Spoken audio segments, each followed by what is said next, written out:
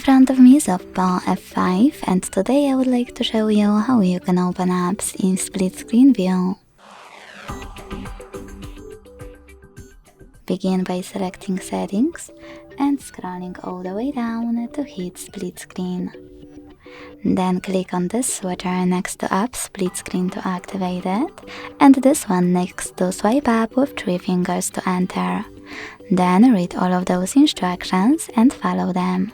So now I have to open my Chrome, for example, take my phone and swipe up with 3 fingers.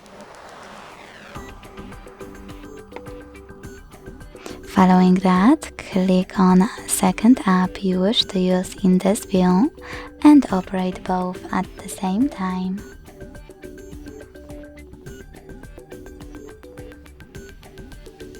If you want to exit this view, hold this green button in the middle and swipe one of your apps all the way up or all the way down, then hit home button.